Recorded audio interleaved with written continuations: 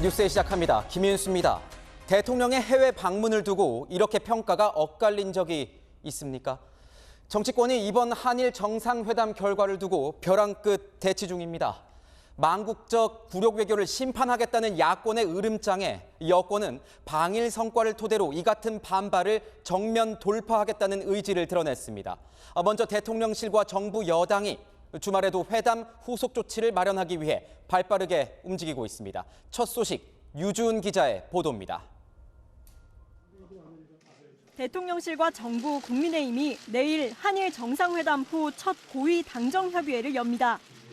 이 자리에서는 경제 성과를 토대로 부정적 여론을 돌파하고 국민의 공감대를 넓혀갈 방안을 논의할 것으로 알려졌습니다. 대통령실 고위 관계자는 먹고 사는 문제를 풀어야 한다는 대통령의 절박감이 있었다며 수출 규제 해제 등에 대한 후속 조치 논의가 있을 것이라고 말했습니다. 일본은 3개 품목 수출 규제 조치를 해제하고 한국은 WTO 제소를 철회하였습니다. 소위 화이트리스트 조치에 대해서도 조속한 원상 회복을 위해 긴밀한 대화를 이어나가기로 했습니다. 5월 일본 히로시마 G7 정상회의나 향후 기시다 일본 총리 답방 등 추가 성과를 내기 위한 방안에 대한 논의도 이뤄질 것으로 보입니다. 국민의힘과 대통령실은 주말인 오늘 민주당을 비판하면서 여론전에도 나섰습니다. 반일 정세에 기댄 선동의 DNA가 몸 밖으로 흘러넘쳐 주체하지 못하고 있습니다. 김태효 국가안보실 1차장도 한 방송에 출연해 강제징용 피해자의 고통을 정부가 보듬어 안겠다는 입장은 변함이 없지만 시민단체나 정치권에서 사실관계를 뒤틀거나 정치화하는 것에는 강력하게 반대한다고 밝혔습니다. 이런 가운데 국민의힘 초선 의원 30여 명은 오는 27일 일본으로 출국해 하야시 외무상 등 고위급과 만나는 등 윤 대통령 뒷받침에 나설 계획입니다. 채널A 뉴스 유주은입니다. 이렇게 여권이 모두 나서 국민 설득에 팔을 걷어붙여야 할 만큼 민주당을 중심으로 부정적인 여론 만만치 않습니다. 이런 상황에서 방일 기간 윤석열 대통령을 만난 일본의 제1야당 지도부가 한일 관계 개선을 위해서 직접 민주당을 설득하겠다 제안했다고 합니다. 윤 대통령도 일본 야당의 적극적인 지원을 당부했습니다. 김호영 기자입니다. 윤석열 대통령은 한일 정상회담 이튿날 일본 정계 인사를 잇따라 만났습니다. 이때 윤 대통령이 만난 일본 제1야당 입헌민주당 이즈미 겐타 대표가 한국의 제1야당 더불어민주당을 언급한 것으로 알려졌습니다. 여권 관계자에 따르면 이즈미 대표는 국내에 부정적인 의견이 있는 것으로 아는데 대단한 결단을 했다고 평가했습니다. 이어 당내 별도 한일 의원 연맹을 만들어서 한국의 민주당 설득에 앞장서겠다고 제안했습니다. 한일 제1야당 간의 소통 창구를 만들어서 한일 관계 개선을 위한 노력을 뒷받침하겠다고 밝힌 것입니다. 윤 대통령은 일본은 내각제 국가이기 때문에 의원들의 역할이 중요하다며 한일 관계 발전에 여야 없이 도와달라고 했습니다. 앞으로도 양국의 우호 관계 발전을 위해 입헌민주당의 적극적인 지원을 부탁드리겠습니다. 이즈미 대표는 또 자신의 딸이 독학으로 배운 한국어로 인사하는 영상을 윤 대통령에게 보여줬습니다. 그러면서 일본 젊은 층이 한국을 좋아하는데 양국의 노력이 젊은 세대에게 희망을 줄 것이라고 강조한 것으로 전해졌습니다. 다만 이 자리에서 위안부 소녀상 문제 등 민감한 현안도 이즈미 대표가 거론한 탓에 민주당이 쉽게 소통에 나서기는 어려울 것이라는 관측도 나옵니다. 채널A 뉴스 김호영입니다. 민주당 지도부는 장외 여론전에 힘을 쏟고 있습니다. 이재명 대표는 2주 연속으로 한일 정상회담 규탄 집회에 참석했습니다. 이 자리에서 윤석열 대통령을 향해 일본의 하수인이라고 외쳤습니다. 조민기 기자입니다. 파란 풍선과 깃발을 든 인파로 서울광장이 가득합니다. 망국적인 한일 정상회담을 규탄하겠다며 정의기억연대, 민노총 등이 참여한 한일 역사 정의평화 행동이 도심 집회를 연 겁니다. 망국 외교, 굴욕 외교, 윤석열 정부 심판하자! 이재명 대표와 박홍근 원내대표, 이해찬 상임고문 등 더불어민주당 지도부와 정의당 이정미 대표도 오늘 집회에 참석했습니다. 지난주에 이어 2주 연속 장외 집회에 참석한 이 대표는 윤석열 대통령을 일본의 하수인이라 부르며 공세 수위를 높였습니다. 윤석열 정권이 끝내 일본 하수인의 길을 선택했습니다. 피해자들의 피눈물을 외면하고 국민의 자존심에 상처를 냈습니다. 한일 양국 정상이 5년간 중단됐던 군사정보 보호협정 지소미아를 원상복구한 것도 일본 뜻대로 된 거라며 비판했습니다. 윤석열 정권은 이 한반도의 항구적 위협이 될 군사 대국화, 평화연법 무력화에 동조하고 있는 것 같습니다. 한반도가 전쟁의 화약고가 되지 않을까 두렵습니다, 여러분. 집회 참석자들은 서울광장에서 일본 대사관 입주 건물까지 행진을 벌인 뒤 일본 정부의 사죄와 배상을 요구했습니다. 모든 일제전범 피해자들에 대한 일본의 진정한 사죄와 배상을 촉구한다. 주최 측은 오늘 집회에 10,000명이 참석했다고 밝혔고 경찰은 약 5,000명 정도로 추산한 걸로 전해졌습니다. 채널A 뉴스 조민기입니다. 노무현 전 대통령의 수사 책임자였던 이인규 전 대검찰청 중앙수사부장의 폭로가 파장에 파장을 이어가고 있습니다. 진실게임 논란으로 번지면서 14년 전 노 전 대통령의 죽음과 함께 밀봉됐던 수사 기록이 공개될지에도 관심이 모아지고 있습니다. 박건영 기자가 취재했습니다. 누가 노무현을 죽였나라는 부제가 달린 이인규 전 대검찰청 중앙수사부장의 회고록 마지막 문단은 문재인 전 대통령에 대한 비판으로 끝납니다. 수사 기록을 본 적 없는 문재인 전 비서실장이 무슨 근거로 기록이 부실하다고 단정하는지 어이없다며 성에 안 차면 수사 기록을 공개하는 길밖에 없다고 적혀 있습니다. 노 전 대통령이 사망한 뒤 피의자가 사망해 공소권이 없다면서도 검찰 수사팀이 뇌물수수 혐의는 인정된다고 한 근거가 남아 있다는 겁니다. 검찰은 이번 수사 과정에서 법과 원칙에 따라 최선을 다했음을 말씀드립니다. 이 변호사는 검찰 조사 때 노 전 대통령의 진술을 녹화한 CD를 수사 기록 끝에 첨부했다고도 했습니다. 지금도 검찰에서 보관하고 있다는 겁니다. 노무현 재단 측은 수사 기록은 검찰이 관련자들을 밀실에서 조사한 것일 뿐이라며 반발했습니다. 회고록 세부 내용을 확인해 이 변호사에게 사자 명예훼손 혐의를 묻는 방안도 내부 검토하는 걸로 전해졌습니다. 법조계에선 검찰이 기록을 공개할 가능성에 대해 회의적입니다. 피의자나 고소 고발인 등이 신청하면 기록을 열람하는 제도가 있지만 검찰이 명예훼손이나 사생활 침해 우려 등을 이유로 제한할 가능성이 높습니다. 노 전 대통령 사건 관련자 수사나 재판이 이뤄지면 참고자료로 쓰일 수 있지만 관련 사건의 공소시효는 지난달 21일 만료됐습니다. 채널A 뉴스 박건영입니다.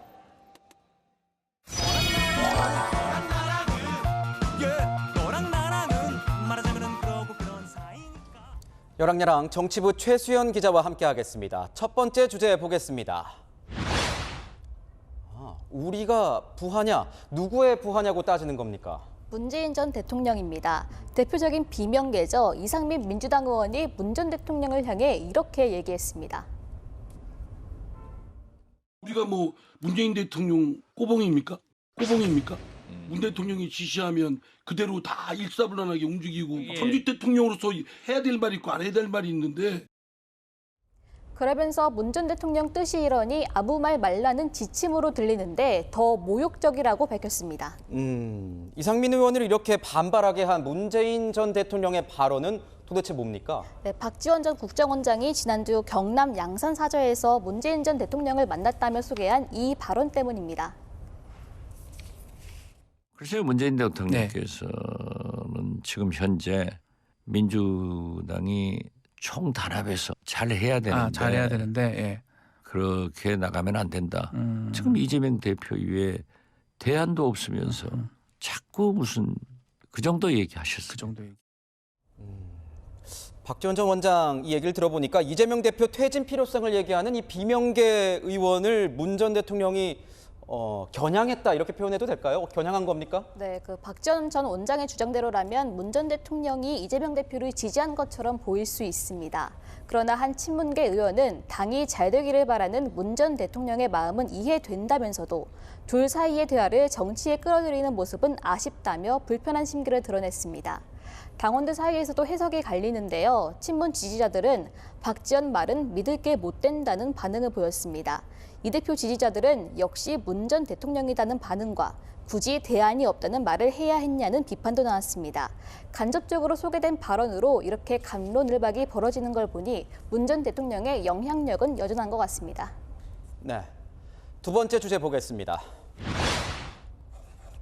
활동 재개, 이준석 전 국민의힘 대표하고 조국 전 법무부 장관이 보이는데 뭡니까? 네, 이준석 전 대표와 조국 장관이 책을 출판하며 독자와 만났습니다. 먼저 최근 책을 출간한 이 전 대표는 오늘 첫 번째 독자와의 만남을 진행했습니다. 저는 그냥 확실합니다. 대한민국에서 저 잘못되길 바라는 사람 딱 한 사람밖에 없구나. 그분 뜻대로 안 될 겁니다. 김기현 대표를 향해서는 이런 말도 남겼습니다.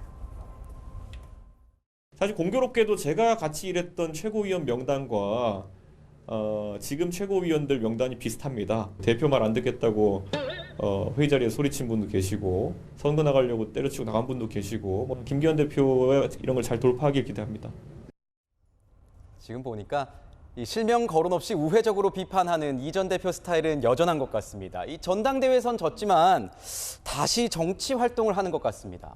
네, 이 전 대표는 친 이준석계 후보들과 함께 고공행진이라는 팀 블로그를 개설했다고 알렸습니다.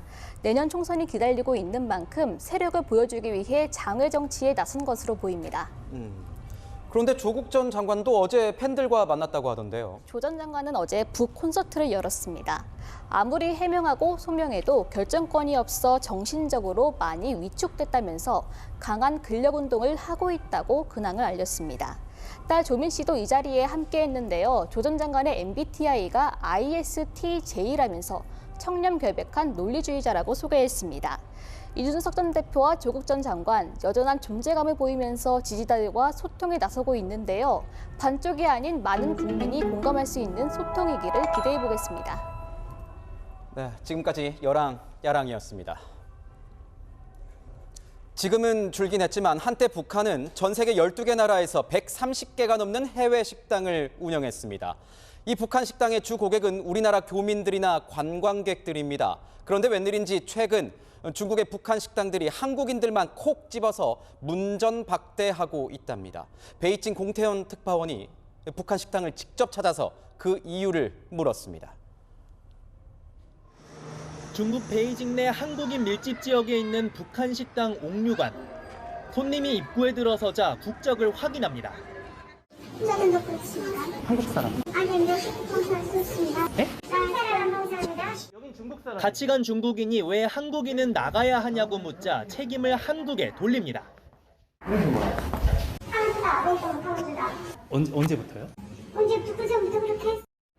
중국에 머무는 한국인 상당수는 이곳 옥류관에서 평양냉면 등 북한 음식을 쉽게 맛봤었는데요. 최근에는 영문도 모른 채 쫓겨나고 있습니다.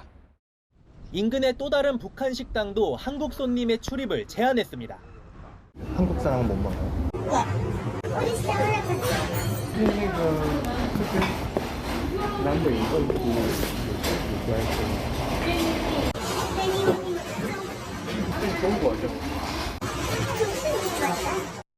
전문가들은 북한 식당이 한국 손님을 대하는 태도는 북한 당국의 입장이 고스란히 반영된 것이라고 분석합니다. 안 받는다고 하면은 그거는 지령이 내려온 게 맞는 거고요. 그 한국 정부에 대한 그 불만의 표시들을 가장 강력하게 보여주고 있는 것이거든요. 한미가 연합훈련 등으로 동맹을 강화하자 북한은 올 들어 6차례 탄도미사일을 발사하는 등 강하게 반발해왔습니다. 앞서 지난 2016년 종업원 13명 집단 탈출 이후 북중 접경지 북한 식당들은 한동안 한국인 출입을 금지한 바 있습니다. 베이징에서 채널A 뉴스 공태현입니다. 요즘 건조한 날씨에 화재가 잇따르고 있습니다. 주말인 오늘도 마찬가지입니다. 공장 건물이 불탔고 아파트 화재로 2명이 숨졌습니다. 조현진 기자입니다. 시커먼 연기가 하늘을 가득 메웠습니다. 거센 불길이 공장 건물 밖으로 튀어오릅니다. 오늘 오전 8시 50분쯤 전북 김제시의 한 스티로폼 공장에서 불이 났습니다. 연기가 막 새까만 연기가 자욱해갖고 막 이렇게 날아가더라, 구름같이. 그러다가 나중에 불꽃이 쫙 비치더니 이제 그렇게 하고 소방원들이 왔지. 불은 내부에 있는 스티로폼을 태우며 크게 번졌고 소방당국은 대응 1단계를 발령한 끝에 1시간여 만에 불길을 잡았습니다. 인명피해는 없었지만 공장 건물이 모두 탔습니다. 경찰과 소방당국은 정확한 화재 원인과 피해 규모를 조사하고 있습니다. 아파트 현관문에 노란 통제선이 붙었습니다. 이 아파트에서 불이 난 건 어제 오후 8시 16분쯤. 불은 20여 분 만에 꺼졌지만 이 집에 살던 30대 남성이 숨진 채 발견됐고 70대 어머니도 병원으로 옮겨졌지만 끝내 숨졌습니다. 소방당국은 숨진 남성 방에 있는 침대에서 담뱃불이 발견된 정황 등을 근거로 정확한 화재 원인을 조사하고 있습니다. 산에서 흰 연기가 뿜어져 나옵니다. 건조한 날씨 속에 충북 제천과 경기 여주, 강원 정선 등 전국 10여 곳에서 산불이 이어졌습니다. 현재 제주와 일부 남부 지역을 제외한 전국 대부분 지역에 건조특보가 발효돼 있습니다. 산림당국은 산림 주변에서 논두렁 태우기나 쓰레기 소각 행위를 자제할 것을 당부했습니다. 채널A 뉴스 조현진입니다. 요즘 따뜻한 날씨가 이어지면서 봄꽃들도 지난해 이맘때보다 일찍 꽃망울을 터뜨렸습니다. 이달 말부터는 전국이 봄꽃으로 둘러싸일 것 같습니다. 서주희 기자입니다. 파란 하늘 아래 하얀 벚꽃이 활짝 폈습니다. 꿀벌은 일찌감치 꽃 주변을 분주하게 움직입니다. 봄을 대표하는 꽃인 개나리와 복숭아꽃도 한창입니다. 제주에선 평년보다 10도가량 오른 따뜻한 날씨가 이어지면서 봄꽃들도 열흘 정도 일찍 꽃망울을 터뜨렸습니다. 내륙지방은 아직 봉오리가 아직 이렇게 살살 맺히는 것 같은데 여기 오니까 또 활짝 핀 벚꽃들이 좀 많네요. 놀이공원 정원에도 봄꽃이 저마다 자태를 뽐냅니다. 튤립과 수선화 같은 100여 종의 봄꽃 120만 송이가 자아내는 풍경은 그야말로 장관입니다. 방문객들은 꽃을 배경으로 사진을 찍으며 봄의 정취를 만끽합니다. 꽃이 너무 만발해가지고 봄이 온 게 실감이 나고요. 가족들하고 아이하고 같이 오니까 너무너무 기분이 좋습니다. 코로나 이후로 3년 후로 이렇게 봄꽃을 보러 온 게 처음인 것 같아요. 너무 화사하고요. 이런 꽃들을 보니까 저희 마음도 덩달아서 화사해지는 것 같고요. 서울엔 오는 23일 진달래를 시작으로 25일 개나리, 다음 달 3일엔 벚꽃이 필 것으로 예상됩니다. 따뜻한 날씨 탓에 평년보다 2일에서 9일 정도 앞당겨졌습니다. 다음 달 4일엔 여의도 벚꽃축제가 4년 만에 정상 개최됩니다. 전국 대부분 지역에서도 이달 말부터 다음 달 초 사이 화려한 봄꽃의 향연을 즐길 수 있을 것으로 보입니다. 채널A 뉴스 서주입니다. 손님이 밖에서 술을 가져와도 따로 돈을 받지 않는 식당을 콜키지 프리 식당이라고 합니다. 고급 레스토랑에서나 볼 수 있던 이 서비스가 요즘엔 삼겹살집 같은 일반 식당으로도 번져가고 있습니다. 그렇게 들고 가는 술도 와인이 아니라 소주, 맥주입니다. 김승희 기자입니다. 주말 점심, 손님들이 와인을 들고 소갈비집으로 들어갑니다. 가져온 술을 자유롭게 마실 수 있는 콜키지 프리 식당이기 때문입니다. 콜키지는 식당에 술을 들고 가면 일정 금액만 받고 잔과 같은 서비스를 제공하는 코르크 차지의 줄임말인데요. 고공행진하는 술값에 이 콜키지 비용을 받지 않는 콜키지 프리 식당이 인기입니다. 주로 고급 레스토랑에 와인을 가져가는 경우가 많았는데 최근에는 소주, 맥주까지 가능해졌습니다. 밖에서 사서 되는 식당을 가는 게 너무 효율적이라고 생각해서 강남 가면 한 병에 8,000원 이렇게까지도 하더라고요. 콜키지 식당 찾아서 예약하는 편이에요. 요즘 소주값도 좀 비싸지고 이러다 보니까 그럴 바엔 차라리 마트에서 사서 가서 마시자. 실제로 마트나 편의점보다 식당 술값이 더 많이 올랐습니다. 소매점 소주값이 8.6% 오를 때 식당에서는 11.2% 올랐고 맥주도 비슷합니다. 콜키즈프리 식당 주인들은 주류 매출은 줄었지만 손님 부담을 낮출 수 있어 다행이라 말합니다. 지난해보다는 확실히 많아졌어요. 그러니까 작년에는 저희 와인 매출이 매월 한 350병 정도 됐으면 지금은 반 정도밖에 안 되거든요. 주류를 판매해야 매출에 도움이 되기는 하는데요. 이제 고기를 그만큼 더 많이 들여주시니까. 소비자들은 콜키즈프리 식당 지도를 만들어 공유하고 해당 식당만 모아서 소개해주는 앱도 있습니다. 유례 없이 비싼 술값에 외식 문화 풍경도 새로워지고 있습니다.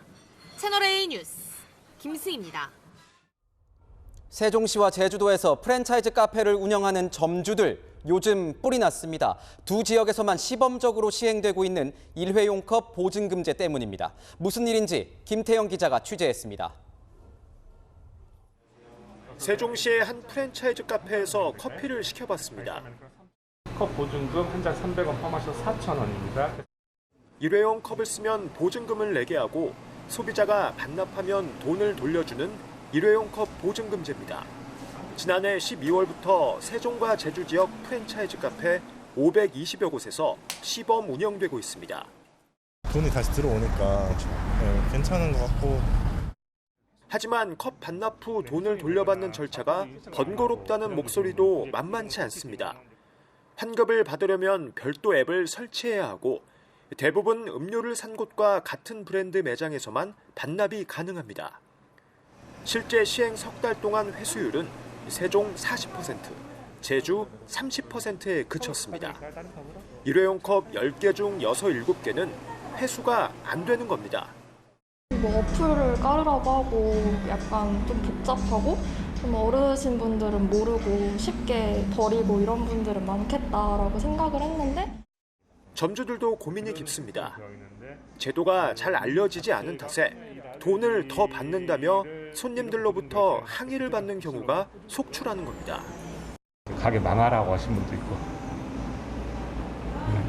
컵을 던지고 가신 분도 있고. 한 설문조사에선 보증금제를 시행 중인 매장 10곳 중 8곳이 고객들이 보증금제가 적용 안 되는 카페로 옮겨 매출 감소를 경험했다고 답했습니다. 환경 보호라는 원래 취지를 잘 살릴 수 있도록 제도적 보완이 필요하다는 지적입니다. 채널A 뉴스 김태형입니다. 지난해 결혼식을 올린 부부가 20만 쌍을 밑돌았습니다. 역대 최저치입니다. 덩달아 예식장도 사라지고 있습니다. 평생 벌어도 집 한 채 못 사고 질 좋은 일자리는 줄어들고 자녀 양육비에 허리가 휠 텐데 결혼하고 싶겠냐라는 젊은이들의 한숨이 아프게 들려옵니다. 안건우 기자입니다. 제가 서울 지도에서 예식장을 찾고 있습니다. 중랑구라는 곳인데요. 딱 두 곳이 나옵니다. 일단 한 곳은 가봤더니 문을 닫았고요. 한 곳이 남았는데요. 여긴 전화를 해봐야겠습니다. 웨딩홀이죠? 못 살았는데요. 5년 만에 전국 예식장의 27%가 폐업했습니다. 갈수록 쪼그라드는 혼인 건수가 원인입니다. 혼인 건수는 1996년 43만 건으로 정점을 찍은 뒤 지난해 겨우 19만 건대를 기록했습니다. 인구 1000명당 혼인 건수 비율도 10년 전에 반토막입니다. 부동산이 풀리고 있긴 한데 그래도 이제 서울에서 살려면은 아무리 그래도 좀 돈이 더 많이 필요할 것 같아서 집값이 제일 걱정될 것 같고. 집값이 떨어지고 있지만 여전히 서울 아파트를 가격순으로 줄 세웠을 때 중간값은 10억 원에 육박합니다. 주택 가격이 100% 오르면 결혼 확률이 6% 가까이 떨어진다는 조사 결과도 나왔습니다. 결혼하면은 아기를 낳으면은 들어가는 돈이랑 그런 게 많은데 과연 2명에서 버는 걸로 이게 좀 잘 키울 수 있을까? 통계청은 줄어드는 결혼이 저출산으로 이어진다고 우려했습니다. 결혼 후 5년 이내 출산이 2022년 기준으로 72.5%였습니다. 혼인 감소가 출산에도 영향을 미친다고 저희도 보고 있고요. 결혼을 한다 해도 자녀를 낳지 않는 현상까지 겹치면서 이미 OECD 꼴찌인 출생률의 하락도 더욱 가팔라질 것으로 보입니다. 채널A 뉴스 안건우입니다. 우리 학생들 책상 위에서 종이책이 사라지고 있습니다. 이 얇은 태블릿 PC가 두꺼운 교과서와 전공책을 대신하고 있습니다. 종이책을 뜯어먹으면서 공부했다는 독종들의 일화는 이제 정말 전설이 됐습니다. 김태우 기자입니다. 책상마다 노트북이 켜져 있고 학생들이 필기 대신 키보드를 두드립니다. 과학실 이동 수업 때도 챙기는 건 교과서가 아닌 노트북입니다. 요거까지 마무리 지어서 여러분들 제출하기 버튼 있죠? 이 학교는 학생 전원에게 교육용 노트북 한 대씩을 지급하고 수업의 80%가량을 교과서나 공책 없이 디지털로 진행합니다. 교과서에 있는 글만 읽어주게 되고 교과서에 있는 활동만 한정적으로 할 수밖에 없다 보니까 디지털로 하다 보니까 집에서도 편하게 편집을 할 수도 있고. 교육부는 노트북 지원을 확대하고 2028년 이후 초중고교 교과서를 디지털로 전면 전환하는 걸 검토 중입니다.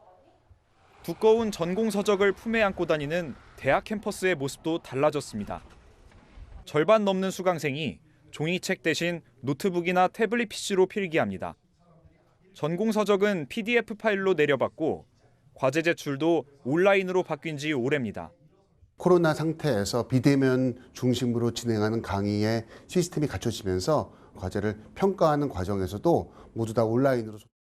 예전에는 전공책을 살 때는 이제 한 학기에 한 4-5개 정도 샀는데 요즘은 이제 다 PDF로 보니까 하나도 안 사는 경우가 많고.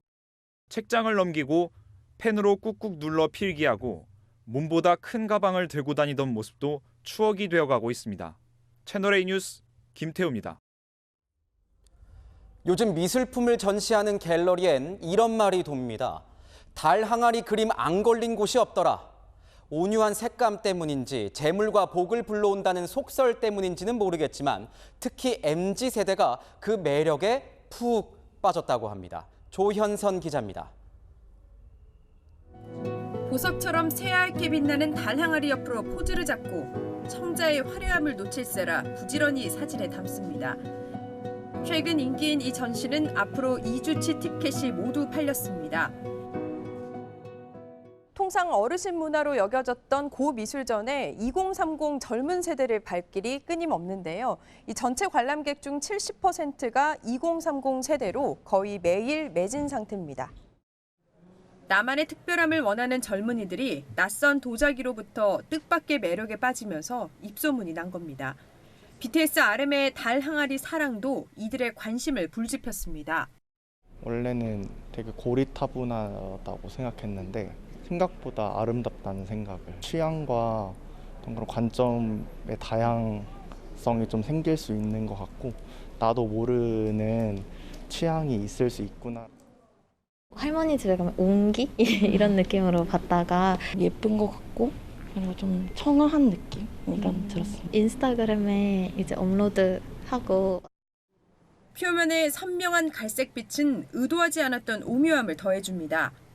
성분 분석을 해보니까 식물성 기름으로 분석된 것도 있어서 주방에서 음식 만들 때 쓰는 기름들 이런 것들 저장했던 걸로 보입니다. 조선의 달 항아리는 해외에서도 주목받고 있습니다. 미국 뉴욕 경매에 출품될 대형 달 항아리는 추정가가 25억 원이나 됩니다. 보는 것만으론 만족 못하는 사람들도 있습니다. 흙 만지는 게 재밌어요. 꼬리에 꼬리를 무는 생각들이 안 들어서 좋았고 항아리 위로 마음속 이야기를 그려봅니다. 아이들 생각하면서 웃는 얼굴 그렸고요. 산, 바다, 여행. 극도의 단아함이 뿜어내는 백자의 반전 매력이 MZ세대의 취향을 사로잡고 있습니다. 채널A 뉴스 조현선입니다.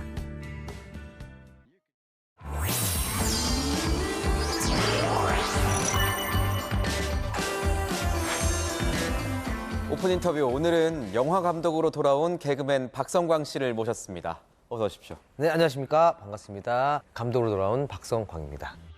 미얀마. 내가 바로 시청률 여장 박 대표야! 저것은 사람인가? 이정식은 야마들이 장편 영화이고 상업 영화인 이 웅남이로 돌아오셨는데 이 웅남이는 어떤 영화입니까? 웅남이는요 우선 코믹 액션 영화고요. 웅남이라는 사람은 주인공입니다. 이 웅남이는 곰이었습니다. 마늘 먹고 사람이 됐고요. 전직 경찰이었는데 현재는 백수 생활을 하고 있어요. 국제 범죄 조직 소탕 작전에 같이 공조한 사건이 벌어지게 됩니다. 한국형 히어로군요, 어떻게 보면. 어떻게 보면 약간 농촌 히어로물이라고 볼 수도 있고 또 어떻게 코미디만 있지 않는 약간 휴먼도 있고 액션도 있는 느와르도 있는 그런 영화입니다. 웅남이의 이 주인공이 박성웅 씨예요. 네네. 박성웅 씨는 어떻게 캐스팅이 된 겁니까? 아마 4년 전이었던 것 같은데 저는 이제 그때도 이제 개그맨으로서 어느 정도 자리 잡고 있었고 성웅 선배님은 이제 막 떠오른 라이징 스타였습니다. 그때 당시 형님하고 이제 형 동생 하는 사이여가지고 제 꿈을 말씀드렸죠. 저는 영화 감독이 나중에 꼭 될 거예요. 나중에 형과 꼭 작업을 하고 싶습니다. 시나리오 들고 찾아가겠습니다. 이런 말씀을 드렸거든요. 근데 그때는 잘 이렇게 흘려들으시더라고요. 그냥 술 먹다가 얘가 취했나 동생이 뭐 그냥 그러고서 알았어 그래 나중에 꼭 줘라 한 14년 전에 그렇게 얘기했는데 2년 전에 그게 올 줄은 몰랐죠. 보면은 최민수 씨도 나온단 말이에요. 네. 최민수 씨 같은 경우에는 뭐 어떻게 또 캐스팅 비화가 좀 있으십니까, 이분도? 직접 감독님을 보고 얘기를 나누고 싶다 하셔가지고 직접 만났죠. 어땠습니까, 처음 만남에? 우선 전날부터 이제 긴장이 많이 됐어요. 네. 박성웅 선배님하고 같이 자리하고 있었는데 나 좀 걱정되니까 같이 가줄 수 있겠냐. 그러니까 성웅 선배님도 나도 무섭다. 나도 조금 너 혼자 어떻게 잘 해주고 와서 다음날 갔는데 너무 근데 인상이 너무 좋으셨어요. 좋으시고. 좋으셨는데 됐든 대본 먼저 얘기하는 게 아니라 눈을 보고 싶다고 눈을 보면서 눈이 참 맑구나. 그러면서 이제 그러면 우선 통과. 왜 개그맨이었는데 어떻게 하다가 영화를 하게 됐고 인생 스토리를 쫙 얘기하다 보니까 자기가 생각했던 자기가 눈에서 느꼈던 그 사람이 맞는 것 같다고 하시면서 좋은 결과가 같이 뭐 해보자 라는 말씀해 주셨죠. 최민수 씨뿐만 아니라 뭐 너무 기라성 같은 분들이고 연기에 대해서는 그럼요. 뭐 1등이시기 때문에 네. 연출을 하실 때는 이 디렉팅 같은 게 좀 힘들진 않으셨습니까? 혹시나 내가 디렉팅 드렸을 때 혹시나 기분이 상할 수도 않을까라고 했는데 전혀 그건 저희 기우였습니다. 감독님이 원하시는 거 한번 해볼게요 하고 요건 또 어떤가요 하면서 2배, 3배를 더 준비해 오시고 그래서 역시 다르다. 혼자 책임을 많이 져야 되는 그런 자리에 있지 않습니까? 그렇습니다. 어떻습니까? 좀 많이 다를 것 같아요. 저는 박항서 감독님이 감독이라는 자리는 참 외로워요. 근데 책임을 져야 되고 내가 모든 걸 내 책임을 져야 되고 내 결정을 해야 되고 그리고 이 결정에 책임을 질 줄 알아야 되는 거니까 자기 생각도 너무 많이 빠져드는 것 같아요. 그냥 혼자만 이렇게. 제가 다른 방송에서 보기에는 뭐 탈모도 오시고 어디 뭐 염증도 생기시고 했는데 지금은 다 괜찮아지셨습니까? 그럼요. 2년 전이 날도 깎고 있으면은 아니 왜냐면은 지금 이제 관객들의 평가를 받아야 되는 시점이기 때문에 그런 스트레스가 또 오지 않을까 맞아요. 싶습니다. 꿈도 꿔요. 다시 잠들었을 때는 꿈을 꿔요. 어떤 꿈을? 관객이 없어. 나 혼자 앉아 있는 거. 그리고 나가면서 막 저인 줄 모르면서 자기네끼리 막 영화에 대해서 욕하고 평가를 하고 평가하는 거가 그런 별의별 꿈을 다 꾸고. 전공이 연극 영화 이 연출을 전공하신 거잖아요. 그쪽에 워낙 좀 관심이 있으셨던 겁니까? 어떻습니까? 근데 솔직히 얘기하면 저는 연기자가 되고 싶었어요, 처음에. 연기자? 네, 연기자가 되고 싶어서 연극영화 시험을 봤는데 뭐 다 떨어졌어요. 그러면 영화, 연극 좋으니까 그럼 남을 비춰주는, 남을 빛나게 해주는, 남을 빛나게 해주는 한번 해볼까? 그래서 공부를 그래도 어느 정도 곧잘 해서 연출 쪽으로 들어가게 된 거죠. 거기에 이제 또 그 1년 선배들이 유세인 선배, 장동민 선배, 유상무 선배가 있었고 동기 중에 박영진 씨도 있었고 빠꾸라고 하죠. 윤성호 선배도 있었고 환경이 만들어져 있었어요. 와. 그러다 보니까 개그 동아리를 만들고 그러다 보니 자연스럽게 개그맨의 꿈을 나는 운명인 줄 알았어요. 이게 다 만들어져 있구나. 나는 그 길에 지금 자연스럽게 어떻게 하다 또 개그맨이 된 거예요. 지금 다시 영화판으로 감독으로 이렇게 다시 시작하는 그거는 어떤 계기가 있었던 거예요? 그래서 어느 순간 나 영화학과 나왔는데 또 한 번은 찍어봐야지 않나라는 생각을 막연히 하고 있었거든요. 네.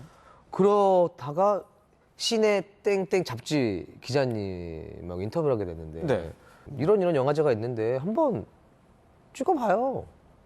그 말해. 그래. 말로만 이러지 말고 한번 해보자. 그래서 이제 500만 원을 들고 처음 찍었던 게 욕이라는 초단편 영화제에 출품했던. 그래. 욕이야. 네 얼굴보다 예뻐. 생겼다. 이렇게 말하는 거야. 개그맨 출신 영화 감독, 그리고 워낙 개그맨으로서도 그냥 개그맨이 아니라 탑 개그맨이었기 때문에 제가요? 이런 커리어가 저는 근데 둘 중에 하나일 것 같아요. 도움이 됐거나 아예 오히려 마이너스였거나 있을 수도 있을 것 같아요. 어땠습니까? 마이너스였어요. 개그맨인데 되게 약간 편견이 있어요. 개그맨 찍는 영화는 막 가벼울 것 같고 뭐 그게 있으시더라고요. 네, 그러다 보니까 시나리오를 써서 갔는데 마지막에 결국 감독이 누구예요? 박성광 혹시 그 개그맨 박성광이에요? 네, 했더니 투자 물은 경우도 있고. 근데 이런 편견을 진짜 현장에서 딱 맞닥뜨렸을 때 이걸 뚫고 나갈 수 있는 그런 박성광 감독님만의 어떤 비법 같은 게 있었습니까? 저는 그냥 얘기했어요. 저 잘 모르니까 많이 도와주세요. 진짜 배우는 자세로 할 테니까 도와주시면 감사하겠습니다라고 했죠. 인정해버렸죠. 그러니까 제 속마음에 제가 있었던 얘기를 그냥 했더니 또 다가와 주시더라고요. 데뷔하신 지는 지금 7년 정도 되신 겁니까? 2007년도 데뷔니까 횟수로 따지면은 16년 차? 16년 차, 17년 차. 네, 개그맨으로서의 매력은 뭐예요? 개그맨 매력이요? 네. 이거는 느껴보지 않으면 몰라요. 이제 무대에서 그 사람 관객분들 웃었을 때 그 전율 한번 느껴보신 적 있어요? 못 느끼면 거의 진짜 중독이에요. 진짜 무대를 못 잊어요. 유행어가 굉장히 많으신데 1등만 기억하는 더러운 세상. 국가가 나한테 해준 게 뭐가 있냐? 1등만 기억한 더러운 세상. 이 유행어는 어떻게 탄생을 했습니까? 영화에 나와요. 그 바람난 가족 보면은 바람난 가족. 네, 거기에 나오는 대사인데 거기에 성지로 씨가 한 대사가 있어요. 니들이 광고기가 누군지 알아? 누구? 한국 주니어 웰터급 5위야. 챔피언이 누군지도 모르는데. 그걸 제가 그래 저런 말이 공감이 확 되더라고. 맞네. 1등은 알지 3등 누가 알아. 네. 이걸 어떻게 한 문구로 만들지 유행어로. 그래서 이게 딱 제가 이제 워딩으로 쓰면서 이게 딱 좋겠다. 입에 붙을 것 같다 해서 이제 딱 했죠. 근데 그런 개그 콘서트가 사라졌습니다. 그때 제가 눈물을 흘리셨던 걸로 또 알고 있고. 어떠세요? 그렇게 어떻게 보면 터전을 잃었을 그렇죠. 그런 심경이었을 것 같은데. 개콘 무대에 쓰는 게 목표고 꿈으로 생각하고 그래서 그 개그맨이 됐는데 10년 넘게 무대를 했는데 이게 사라지네. 내 정체성도 흔들리고 이제는 내가 돌아올 곳이 없어. 그러니까 약간의 솔직히 그때는 내가 패배자 같았어요. 패배자. 그리고 너무 미안했어요 후배들한테. 내가 지켜주지 못했구나. 근데 이제 들어온 후배들은 무슨 문제예요. 분명히 내가 들어왔을 때처럼 꿈을 갖고 왔을 텐데. 그러면서 눈물을 많이 흘렸던 것 같아요.